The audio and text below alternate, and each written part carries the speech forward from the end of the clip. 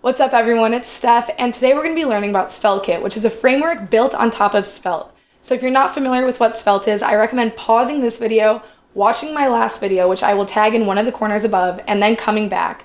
But as a quick recap, Svelte is a newer JavaScript front-end framework that is really fast because it compiles everything down into a vanilla JavaScript file, which eliminates the need to deploy a library like you do with other frameworks such as Vue and React. Now, SvelteKit is most comparable to something like Nuxt or Next. It makes routing extremely simple. It offers server-side rendering and static pages, among other things, and you can adapt it for your deployment targets such as Vercel. So in this video, I'm going to go over the basics needed to create a simple iTunes search app, and then we will deploy it to Vercel. Let's take a look at what we're going to build. So here's a quick demo of what we're going to be building. It's a simple iTunes search app. So you can type in the name of an artist and click search, and it's going to bring up the 50 most popular songs associated with that artist. You can click on it and you'll see the information, and you can listen to a little preview of the song using an audio tag. We have two headers, this subheader, which allows you to go back and home, and then we have the top Apple header that goes on every page. So let's start building this. The first thing we need to do is create a new SvelteKit project. So we need to open up our terminal and write the command npm init svelte at next, and then the name of your project, which for me will be SvelteKit-iTunes-search. After you click enter, it's going to have you answer some questions. For this first question, I'm just going to select a skeleton project. However, the SvelteKit demo app is really helpful if it's your first time building with SvelteKit, but for this particular project, I'm just going to use a blank slate. Then I'm not going to use TypeScript, but I will use the linting and prettier. Now we have our project created. We just need to move into this project's directory using our cd command. Then we need to install all of its dependencies using npm install. Now we can run this locally using npm run dev. Now you can see our default app is open in our browser. Let's open this up in our text editor, and here you can see the structure of our project. We have a static folder which will house our assets such as images, and then we have our src folder, which this is the folder we're mostly going to be working out of, and you can see it has this routes folder. So within it, any .svelte file is going to be associated to the route with the same name. So let's add a test.svelte file. And then within it, I will just write hey. And if we go to our browser and say /test, we will see this hey displayed on the screen. So our test file is associated with our -test route. We can delete this because we don't need our test file. And then I'm also going to delete this default HTML in our index.svelte file. Now, one thing I want to point out is that our index.svelte file does not have a /index in the route. It is our default route, and I will talk more about this in the future, but right now in index.svelte, I just want to add some templates, so I'll add our script tag and our section tag, and I'm going to start building out our homepage. So let's add an outer div, and then I'm going to add some text that's going to say search an artist. Next, I want to add an input, so I'll just add an input tag, and I want to bind this to a value, so say bind :value equals, and I'll bind it to search. So let's go up into our script and define search, which will just be an empty string for now. Now, anytime the input value changes, search will also update. Lastly, I'm going to add a button, and we're going to call a method called search on click. So let's define search up here. This search method is going to change our route when it's clicked, so let's leave it blank for now and we'll come back to it. In the meantime, we need to create the route that it's going to go to. So I'm going to create a new folder in routes called search, and within that folder, a file called search results.svelte. And for now, I will just say hello. If we go back to our index.svelte file, I'm going to import goto from app/navigation. And now we can use goto to change our route in our search method. But it looks like we have an error, and that's because the T in goto needs to be lowercase. So I'm going to fix that. Perfect, the error is cleared. Now back in our search method, we can use goto to change the route. So let's say goto, and we're going to pass in our new path, which is going to be search-search results. Now if we click this button in our browser, we're going to see that we go to that page, and we'll see our hello displayed in the browser. So this is an example of nested routes. Anything within this search folder is going to be search-name of the .svelte file. What if we wanted to make a dynamic parameter? So instead of being searched dash, we want that to change based on what they type into the input. The first thing I'm going to do is in this search method, I'm going to replace search with our searched variable. And then we're going to rename this search folder to be square brackets and then the name of the dynamic parameter, which in this case is going to be searched. Now let's type something in our input and click search, and you can see our route is updating to the value we typed into our input /search results. Let's move into our search results file and delete this hello, and I'm going to add a script tag and a section tag, and we can start building out some functionality in this file. The first thing is we want to be able to have access to our dynamic parameter from our route, and we can do this by importing page from app/store. Now down in our HTML, let's create a div that's going to display page.params.searched. You can see in our browser that our dynamic parameter searched is being displayed. One important thing to point out is that since page is coming from a store, we have to preface it with a $sign. Otherwise, it's going to be undefined and we can't get the params from it. So now we understand nested routing as well as dynamic parameters in routes, but what if we want a default page? So we have our test results. What if we wanted a default route for just test? We can add an index.svelte file, and anytime you have an index.svelte file in a folder, this is going to be the default route. So if I were to delete this search result, it's going to go to our default route, which is index.svelte. And you can of course still add other files in this folder, and if you specify that path, it will display that folder. Otherwise, the index.svelte file is displayed. Now that we can access our search parameter from a different route, let's make our API request. So I'm going to start by importing onMount from Svelte, and then we are going to define our search results, which will start off as an empty array. Next, I'm going to make our API request within our onMount function so that it's called as soon as this component is mounted. And our API request is going to be based on whatever they searched in that input earlier, which we have access to through our dynamic parameters in our route. So let's create a variable called searched, and it's going to be equal to our page.params.searched. Now we can make our actual API request. So we'll create a variable called iTunes search, and it will be equal to our data from our API request. So I'm just going to fetch that right here using our searched variable within this API URL. And then I'm going to create a new variable res, which is going to be equal to our iTunes searched.json. Finally, let's set our song results equal to our res.result, and this will be an array of 50 items returned from our API request. And then for right now, I'm just going to console log song results. Let's go back to our root index.svelte file and update the route we're going to go to when the button is clicked. And now we can test this out and make sure our API request is being called correctly. I'm going to go back to our root page, which will display our input. I'm just going to type in M&M and click search, and now we will see that we have an array of 50 items being displayed in our console. Now let's go back to our index.svelte file in our search folder, and I want to display this in the HTML. So I'm just going to iterate through our song results array and display the name of each track, which will just be song.trackName. Now if we save this, we'll see the name of each song displayed in our browser, and I want to be able to click on the name of a song and update the route so that we can view details of that specific song and listen to a preview, so let's do that now. This route will once again have a dynamic parameter, which is going to be the song's ID, so let's duplicate the file we're in right now, and I'm going to name it song ID in square brackets. Now I'm going to update our search value to be song ID everywhere in this method. And this API request will now return an array with only one item in it, and that's the only item we care about. So let's say res.results at index 0. Now I'm going to display this down in our HTML, and then I'm going to go back to our index.svelte file, and I'm going to wrap this in a button. And when the button is clicked, we're going to update our route to include that song's ID and display the information of that particular song. So we want to say on click, go to, and we're going to use our page params search parameter, and then also our song.track ID. Okay, now back in our song ID file, I need to lowercase the d in ID, and then instead of displaying the entire object of song results, let's just say song results.trackName. And we can test and make sure this works correctly.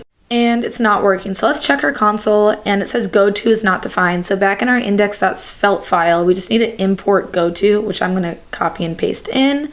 And now if we save, it should work this time. Awesome. There we have the name of the song that we clicked, and we can see that our route is updating with the song ID.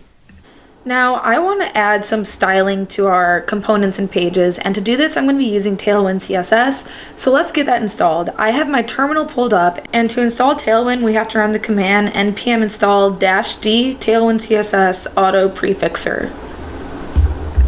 Now the Tailwind library is installed. Let's open this up in Atom once again, and we're going to create a new file in our root folder, and it's going to be called postcss.config.cjs. Now in this file, we're going to say module.exports equals, and it's going to be an object with a key plugins, which will have two plugins, our auto prefixer, which is an empty dictionary, and Tailwind CSS, which is also an empty dictionary. Now we're going to create another new file called tailwind.config.cjs, and in here we will once again say module.exports equals, and this time we'll have a key mode, which is JIT, and we'll also have purge, which is going to be an array with the string .-src-****.svelte. Finally, in our source folder, let's create a file called tailwind.css, and we're just going to add Tailwind base, Tailwind components, and lastly Tailwind utilities. Now in order to actually use our Tailwind classes, we have to import this Tailwind CSS file wherever we want to use it, or at the base of our project. SvelteKit allows us to create layouts that are applied to all of our pages. We can also make nested layouts, which we'll go over soon. But in our routes folder, if we create a file called __layout.svelte, we can create a layout that will be applied to every single page under routes. All we need in this file in order for it to work is a slot tag, and anything else is optional. So in this layout file, I'm going to import our Tailwind CSS file, and this will allow us to use Tailwind throughout our entire project. We can test this out by going to our index.svelte file, and let's add a class of text pink 500 to this div. And we should see in our browser the text is pink, which means Tailwind is successfully installed, and we still see our input and button, which means our slots are working correctly, and this layout is being applied to all of our routes. So back in my layout.svelte file, I want to add some styling that's going to be applied to every page in our routes folder. I'm going to start by surrounding this slot tag within a div, and I'm going to give this div a width full, a min height of screen, and then I'm going to add a gradient background. Finally, I'll add some padding in the X direction, and all of this will be applied to every page in our routes folder because it is in our base layout.svelte file. Now I've styled my index.svelte file. As you can see, I cut it out for time's sake. If you'd like to see the different Tailwind classes I use for this, I will link the repo down in the description below so you can check that out. But I want to create a header that will be displayed on every page. So let's start by creating a new folder called components, and within that folder I'm going to add our header.svelte file. Now in our header.svelte component, I'm going to start by adding our script tag and a div.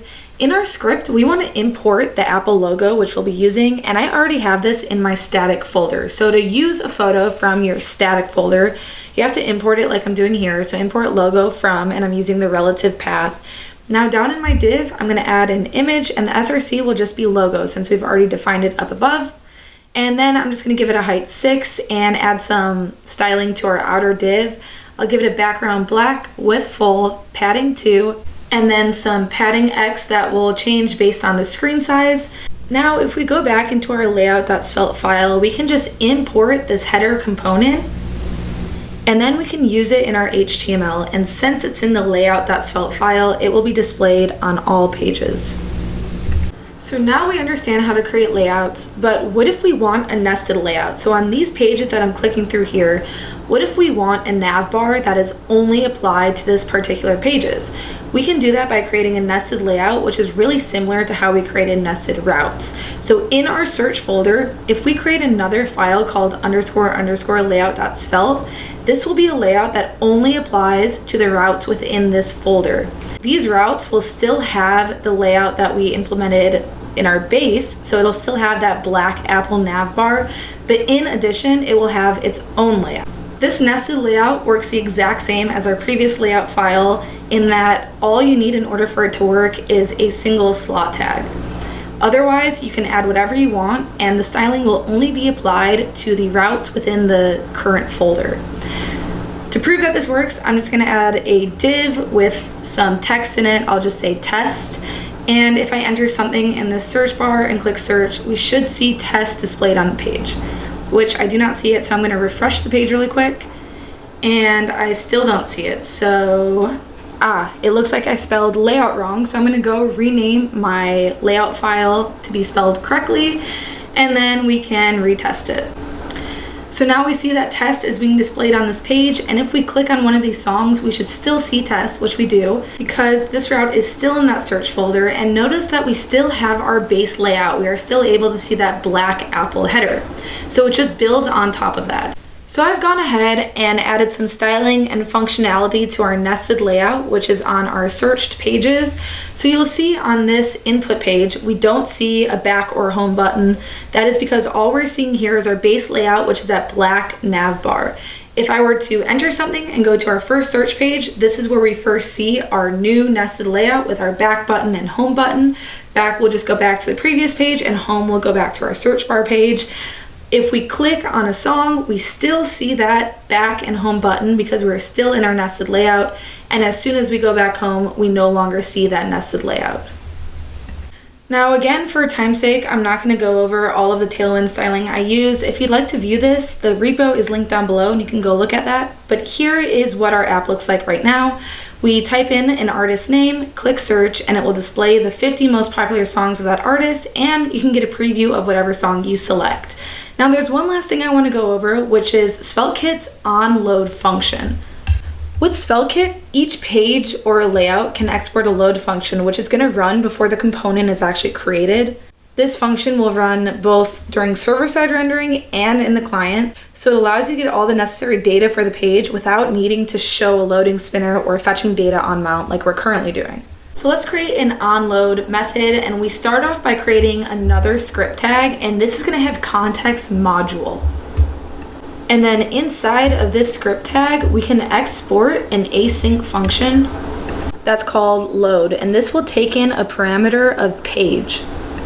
So what SvelteKit will do in this case is it will look at the route and it will see that we have this script with context module.